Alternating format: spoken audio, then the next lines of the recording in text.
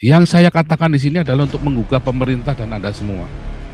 Ya, kalau saya ngomongnya pakai halus-halus, ya nggak akan ada yang dengar. Anda mau ngandelin Denny Siregar, Anda rezeki Anda, nasib Anda ditakar sama Denny Siregar. Nggak ada orang Kristen komplain kok. Denny Siregar ditekan, Jokowi ditekan. Mana ada orang Kristen komplain? Nggak ada yang komplain kok. Itu aja sih, buser aja Denny Siregar. Nah, makanya saya bilang nih, saya orang Kristen, saya komplain. Karena dia ingin eksis, Pak. Gilo itu dari dulu, dia sama, Pak. Kiblatnya dia memang uang, Pak. Dia, pokoknya saya ingat sekali sejak tahun 2008, dia nyerang Islam habis-habisan. 2010, wah dia jilat part Islam habis-habisan. Saya ingat sekali 2008 si Gilo itu masih nyerang Islam. Karena apa? Karena dia baru diculik sama orang Islam, sama FPI. Dipukul ya, digebukin sama orang Islam. Si Gilo itu. Rupanya dia ketakutan terus. Terus ya jilat pantat Islam, wah malah dia serang-serang sesama orang Kristen yang nyerang Islam. Sebetulnya saya mengharapkan Saifuddin cerdas kayak saya ya, tapi akhirnya dia hanya jadi orang autis saja, karena nasibnya udah ditakar dia.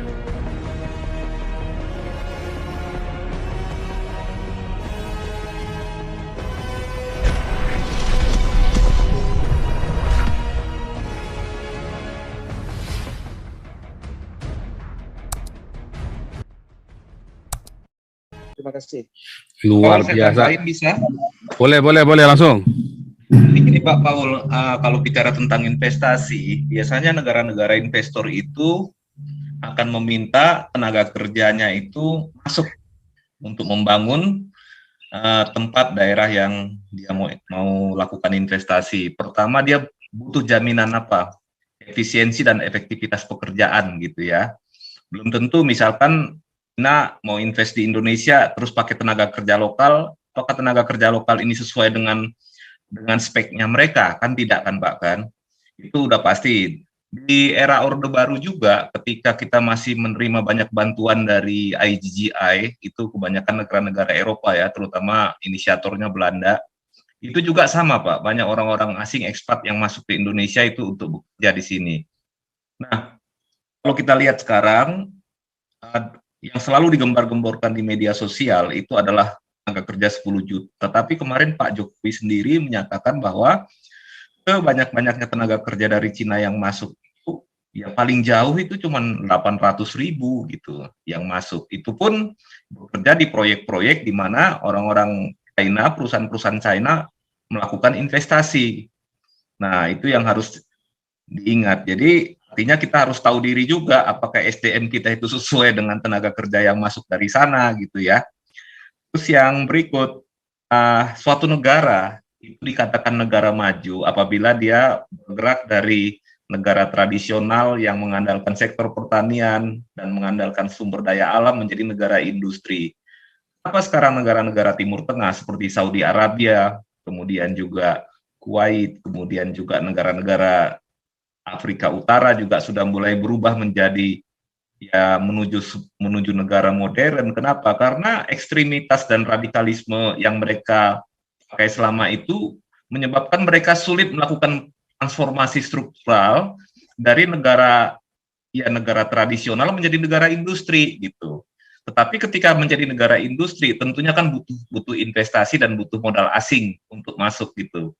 Nah, para pemodal asing dengan melihat radikalisme, ekstremisme, apalagi terorisme ditambah dengan stabilitas politik yang katakanlah tidak bagus gitu buat investasi mereka juga tidak akan mau masuk ke Indonesia. Ya kita lihat kasusnya Elon Musk yang terakhir ini sangat memalukan sebenarnya Pak Paul, di mana kita punya nikel dan krom yang paling besar di dunia, tetapi ya akhirnya Elon Musk tidak jadi menjadikan Indonesia sebagai tujuan investasi industri otomotif, malah hanya semacam ya mungkin mereka buka di sini industri power bank lah, kira-kira begitu Pak Paul gitu.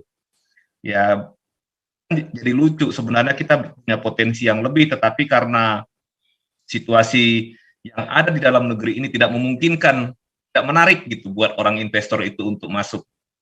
Jangankan mau masuk, bahkan orang-orang yang punya modal besar seperti orang-orang Tionghoa itu malah lebih suka invest di luar negeri, kembali dia invest di negaranya sendiri atau di negara-negara Asia Tenggara yang lain.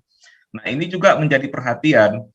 Kalau kita masih tetap elit politik ini hanya haus dengan kekuasaan, menggunakan politik identitas ini untuk meraih kekuasaan, ya sampai kapanpun saya pesimis sih untuk bisa maju, Pak. Kecuali kalau kita bisa kembali kepada kesepakatan yang disepakati ketika mendirikan negara ini. Negara ini adalah negara milik bersama, bukan milik mayoritas minoritas gitu, bukan milik ideologi khilafah atau apa. Nah, itu susah kita, Pak Paul, gitu. Saya kira seperti itu, Pak. Silakan, Pak Paul. Ya, sambil menikmati gambar di layar Anda, ini adalah aktivitas kemarin bakti sosial kita, vaksin corona booster. Kita pendukung vaksinasi ya. Grup kita ini mendukung vaksinasi dan menolak teori konspirasi. Ya, walaupun tetap ada yang berbeda dalam beberapa pandangan, tapi secara umum kita mendukung suksesnya vaksinasi di Indonesia ya dan di seluruh dunia. Kita mengharapkan divaksin ya. Dan ini adalah aktivitas kita mensukseskan vaksinasi dan kita bagi-bagi minyak goreng ya bersama dengan Polsek Pancoran ya ini ya, Jakarta Selatan, bersama dengan Damaris. Oke, tadi saya mau bahas Pak Suara dulu sebentar tadi ya, bagus tadi ya. Ya kita ini sedang menghimbau gereja-gereja untuk bangun, untuk punya beranian. Saya tidak berkata Anda harus seperti saya beraninya, mulutnya, enggak, saudara. Yang saya katakan di sini adalah untuk menggugah pemerintah dan Anda semua. Ya, kalau saya ngomongnya pakai halus-halus, ya nggak akan ada yang dengar. Anda mau ngandelin Denny Siregar, rezeki Anda, nasib Anda ditakar sama Denny Siregar. Enggak ada orang Kristen komplain kok, Denny Siregar ditekan, Jokowi ditekan. Mana ada orang Kristen komplain, nggak ada yang komplain kok. Itu aja sih, buser aja Denny Siregar. Nah makanya saya bilang nih, saya orang Kristen, saya komplain. Saya komplain dengan kehadiran khilafah dan kebiadaban orang-orang Islam mempersekusi orang-orang, termasuk aparat pemerintah yang ikutan di dalam persekusi orang Kristen, baik gereja yang ditutup ya maupun dengan hukuman atas orang-orang Kristen kayak Polenis Darmawan 5 tahun ya, Muhammad KC kena 6 tahun. Itu kita tolak tuh. Sementara Yahya Waloni cuma 5 bulan. Ya. Itu kita tolak. Itulah persekusi. GKI Yasmin, ya kan. Sekarang mending ya, diurus akhirnya setelah kita teriak. Makanya Bima Arya kan bilangnya kan to the international world. Wah, gundul yang setelah kita teriak baru kamu ngomong tuh. Nah, sekarang HKBP Philadelphia gimana Anies Baswedan? Ya kan, PR-nya. Ya, itu satu lagi Pak Paul. Ini yang kemarin mungkin sempat Pak Paul bahas ya. Kita di Open Doors itu dari kuning muda menjadi orange kok itu. Warnanya. Ya, betul itu ya. Nah, itu juga ya. Dan di ICC, International Christian Concern, itu Saifuddin Ibrahim itu beberapa kali menjadi berita headline, Pak. Demikian juga MKC, dan ini terus terang bagi image kita sebagai negara yang mendukung keberagaman dan mendukung hak asasi manusia itu sangat buruk, Pak. Itu kalau sampai turun seperti itu, tinggal satu langkah lagi kita menuju merah gitu, Pak Paul gitu. Ya. Makanya kasus-kasus ya, kalau bukan orang yang bebas seperti saya memberitakan, mau siapa lagi, saudara? Anda nggak mungkin teriak seperti saya kan? Kalian yang di Indonesia kan? Makanya bagaimanapun juga ya, sebetulnya saya mengharapkan Saifuddin cerdas kayak saya ya, tapi akhirnya dia hanya jadi orang autis saja karena nasibnya udah ditakar dia. Sayang sekali ya Saifuddin begitu ya, sayang sekali. Akhirnya cuma ditakar aja begitu, nggak bisa.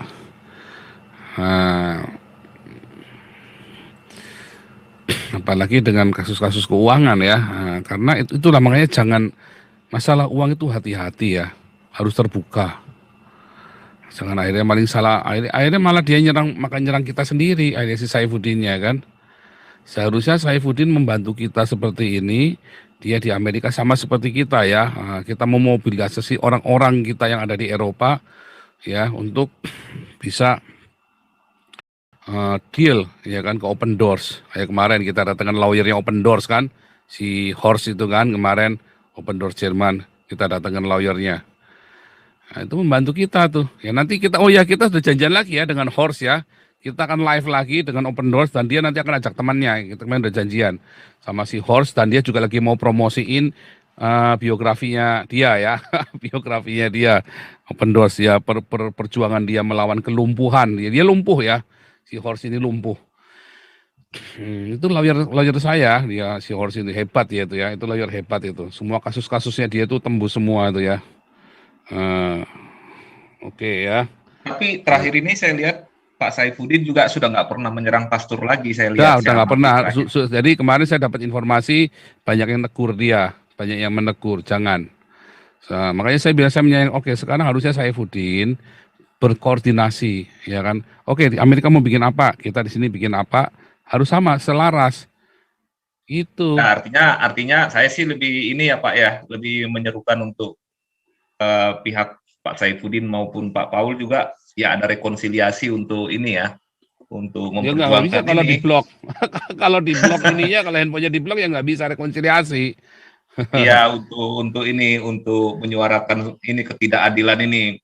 Kebetulan trennya sekarang anginnya lagi bagus Pak, mumpung lagi Pak Jokowi ini yang menjadi pemimpin negara. Tetapi kalau kita misalkan nanti kepemimpinan berubah di tahun 2024, nah ini kita sangat berbahaya Pak, apalagi khilafah yang berkuasa, karena mereka itu sangat yakin Pak untuk menang. Kenapa? Karena calon akan ada 3. Jadi perkiraannya 3 kelompok calon dan mereka akan menang. Udah seperti itu Pak, tulisan hitung-hitungannya mereka udah matang.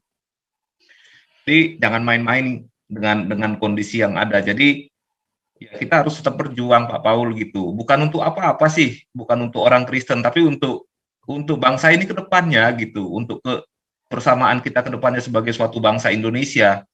Begitu Pak Paul. Jadi mengenai Gilo dan GPDI ini, apakah mereka masih tetap ini mendukung orang yang tokoh yang akan menjadi agen khilafah di negara ini? Apakah ada Gilo punya kepentingan baru, politik Pak? Karena dia ingin eksis Pak. Gilo itu dari dulu dia sama Pak, kiblatnya dia memang uang Pak.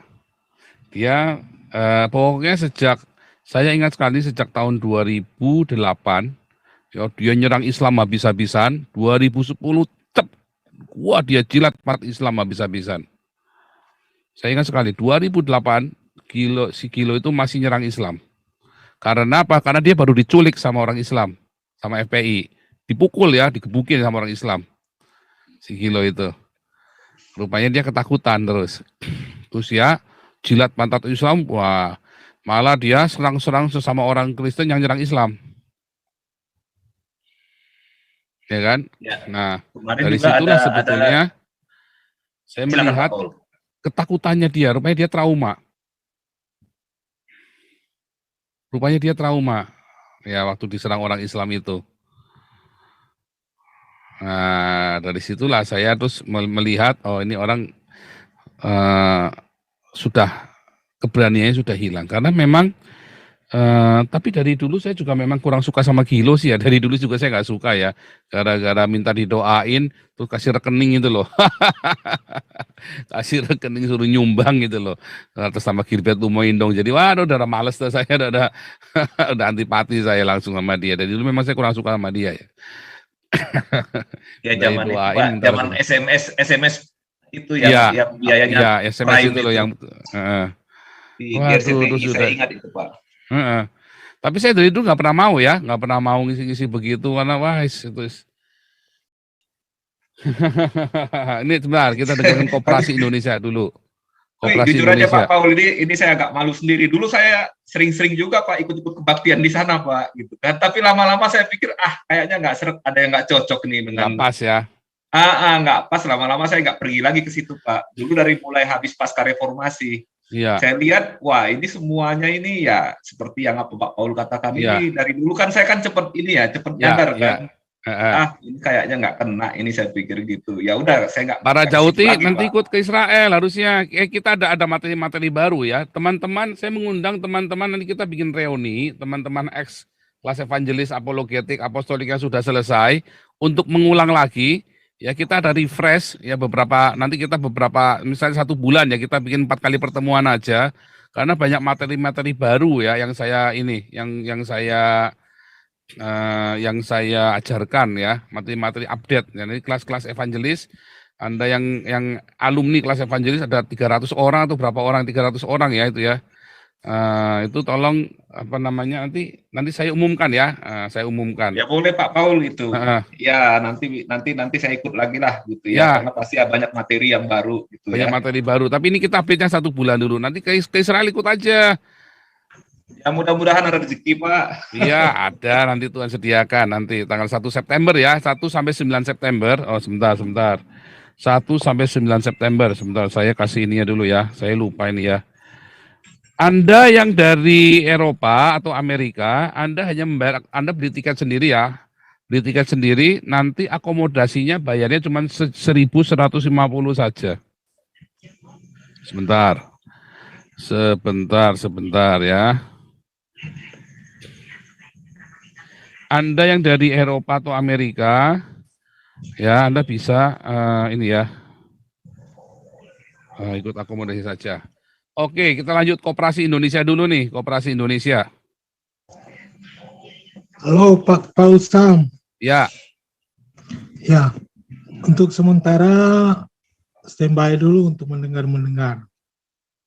Oh, ya, oke. Ya, minta maaf, Koperasi Indonesia dari Sulut. Oke, luar biasa. Ya, shalom, selamat bergabung Koperasi Indonesia. Shalom. Ya, ini dulu ya. Anda lihat, yang dari Amerika, Anda yang berangkat dari Amerika atau Eropa, Anda beli tiket sendiri, ya. Kalau Anda sudah warga negara Amerika atau warga negara Eropa, Anda nggak perlu visa. Anda cuma beli tiket saja, bisa langsung terbang. Nanti ketemunya di Tel Aviv, biayanya hanya 1.150 ya. Karena memang biaya tiketnya separuh sendiri ya. Biaya tiketnya separuh sendiri itu. Anda bayar 1.150 saja. Nanti pendaftarannya ditutup pertengahan bulan Juli ya. Tanggal 10 Juli kalau nggak salah ditutup. Jadi Anda cepetan ya karena tanggal 10 Juli kita tutup ya. Nah, minimum 25 orang. Nah, kalau kurang dari 25 orang nanti kita bicarakan lagi dengan agensinya ya. Karena saya nggak bisa jadi pemandu tur, belum bisa karena saya belum punya sertifikat. Tapi ini setelah ini kan saya kuliah di Haifa. Nanti mudah-mudahan dari kampus bisa merekomendasi saya untuk ikut kursus tour leader ya.